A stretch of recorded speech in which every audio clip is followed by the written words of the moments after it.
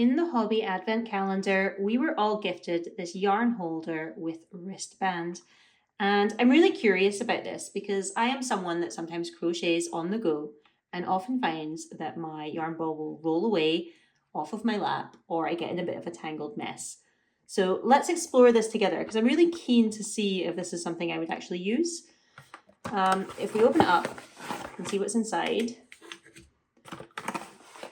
it seems to come, interesting, in 3 parts, even though the picture seems to indicate there should be a 4th part. But let's see if we put it together, how it all works. Now, it's very light wood that's been used here. This is really quite cute, just to kind of give it a little bit extra something to look at.